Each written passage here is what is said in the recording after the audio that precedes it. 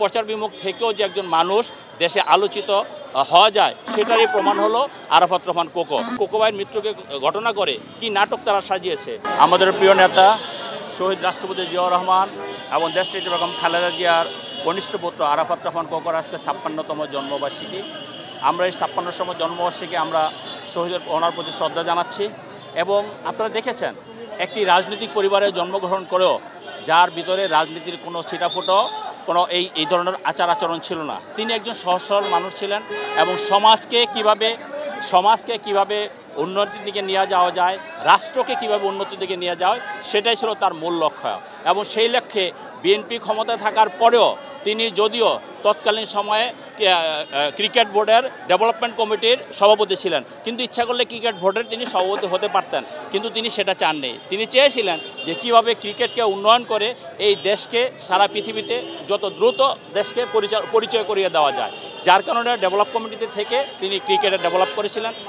এবং আপনি দেখেছিলেন তিনি একটি ফার্স্ট প্রায়োরিটিতে কিছু প্লেয়ার সিলেকশন করেছিলেন, সেটা হলো হাই প্রোফাইল ইউনিট করে তিনি ক্রিকেটকে কীভাবে এগিয়ে নিয়ে যাওয়া, এবং তার ফলশ্রুতিতে সাকিব, মুশফিক, তামিমদের মতো প্লেয়াররা সেখানে জন্ম হয়েছে। তিনি কিন্তু দেশের কাজে নিজেকে নিয়োজিত করেছিলেন, রাজনীতি না করলেও তিনি ছিলেন প্রচার বিমুখ, এবং প্রচার বিমুখ থেকেও যে একজন মানুষ দেশে আলোচিত হওয়া যায় সেটারই প্রমাণ হলো আরাফাত রহমান কোকো। এবং আপনারা দেখেছেন এই রাষ্ট্রকে কিভাবে মানুষের কাছে পরিচয় করিয়ে যাওয়া যায় সেটাই তার মূল লক্ষ্য ছিল। আমরা বলতে চাই যে আরাফাত রহমান কোকোকে যেভাবে নির্যাতন করা হয়েছে, নিপীড়ন করা হয়েছে, যদি আজকে আরাফাত রহমান কোকো বেঁচে থাকতেন, এই আরাফাত রহমানের কোকো সদিচ্ছাই কিন্তু বাংলাদেশের ক্রিকেটে টেস্ট স্ট্যাটাস পেয়েছে, আপনারা সবাই সেটা জানেন। তা আমরা বলতে চাই যে এই জিয়া পরিবারের একজন কর্মীকে, জিয়া পরিবারের একজন নেতাকে কিভাবে হত্যা করা যায়, কিভাবে ধ্বংস করা যায়, তার পূর্ব পরিকল্পনা ছিল তৎকালীন সময়ে যে 111 সরকার ছিল, তার সহযোগী ছিল খুনি হাসিনা, আজকে ফেসিবাদী হাসিনা। সেই ফেসিবাদী হাসিনা যখন আমাদেরকে এই দেশে রাজনীতি করতে দেয়নি, এই দেশ থেকে বিতাড়িত করেছে, তখন তিনি মালয়েশিয়া গিয়েছেন এবং কত দুঃখ কষ্ট নিয়ে তিনি মালয়েশিয়াতে 2015 সনে 24শে জানুয়ারি তিনি মৃত্যুবরণ করেছেন। এবং আপনারা দেখেছেন কি অন্যায়টা করা হয়েছে সেখানে। একজনের লাশ আসবে, সেই লাশকেও তারা জানাজা করতে দিবে না। তৎকালীন সময় আমাদের দেশটির বেগম খালেদা জিয়া আন্দোলন চলমান ছিল, দেশটির বেগম খালেদা জিয়া যে বাসা থেকে বের হইতে না পারে বালির ট্রাক দিয়ে তাকে অবরুদ্ধ করা হয়েছিল। এবং তার পরবর্তী কোকো ভাইয়ের মৃত্যুকে ঘটনা করে কি নাটক তারা সাজিয়েছে। এই খুনি হাসিনা তখন আমাদের অফিসে এসেছে, বিএনপির দেশটির বেগম খালেদা জিয়ার অফিসে এসেছে, কিন্তু দেশটির বেগম খালেদা জিয়া তখন অসুস্থ, সেটা জেনে সে ইচ্ছা করে সেখানে এসেছিল যাতে তিনি মানুষের কাছে একটা বাহাবা পায়। কিন্তু এদেশের মানুষ কিন্তু এত বোকা না, এদেশের মানুষ বোঝে যে তুমি নিজে হত্যা করেছো, হত্যাকারী আবার সহানুভূতির জন্য গিয়েছো, কিন্তু তোমার সেটা উদ্দেশ্য ছিল না, তোমার উদ্দেশ্য ছিল দেশবাসীকে কাছে বাহাবা নেওয়া। কাজেই সেটা মানুষ দেখেছে এবং তার বিচার কিন্তু দীর্ঘদিন ধরে এই যে পুঞ্জীবিত ক্ষোভ। এবং আরাফাত রহমান কোকো যে কী পরিমাণে জনপ্রিয় ছিল, সেখানে বাইতুল মোকাররম যখন তার জানাজা করতে দিবে না, সেই জানাজায় গিয়ে কিন্তু আপনারা দেখেছেন, আপনারা সাংবাদিকরাই প্রচার করেছেন, শহীদ রাষ্ট্রপতি জিয়াউর রহমানের জানাজা বাংলাদেশের ইতিহাসের সবচেয়ে একটি বিরল ঘটনা এবং সবচেয়ে বড় জানাজা হয়েছিল।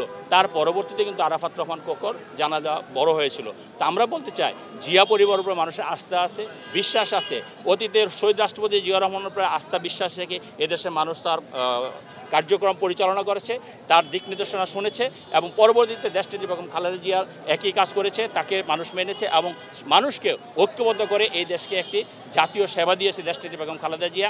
আজকে এই ফেসিবাদ বিরোধী আন্দোলনে আমাদের পার্টির ভারপ্রাপ্ত চেয়ারম্যান জনাব তারেক রহমান দীর্ঘ 17 বছর এত নির্যাতন নিপীড়নের পরেও আমাদের জাতিকে ঐক্যবদ্ধ করেছে, জাতিকে ঐক্যবদ্ধ করে 5ই আগস্ট ফেসিবাদকে পালিয়ে যেতে বাধ্য করেছে।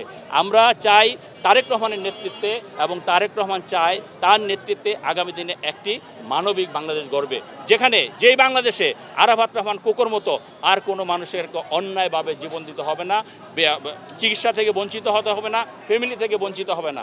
রাজনীতি সবাই আমরা করি, যার যার অবস্থান থেকে আমরা রাজনীতি করব, যে পার্টি করি আমরা করব, কিন্তু মানুষের বাক স্বাধীনতাকে গুরুত্ব দিয়ে আমাদের পার্টির ভারপ্রাপ্ত চেয়ারম্যান জনাব তারেক রহমান আগামী দিনে একটি মানবিক রাষ্ট্র গঠন করার যে প্রচেষ্টা, সেটাকে আমরা এগিয়ে নিয়ে যাব। আমি বলতে চাই আরাফাত রহমান কোকো যদি আজকে বেঁচে থাকতো আজকে ক্রীড়াঙ্গনে, বিশেষ করে ক্রীড়াঙ্গনে আজকের যে অবস্থা, ফুটবল হোক ক্রিকেট হোক, এই অবস্থা থাকতো না, এটা আরও অনেক উন্নত শিখরে যেত।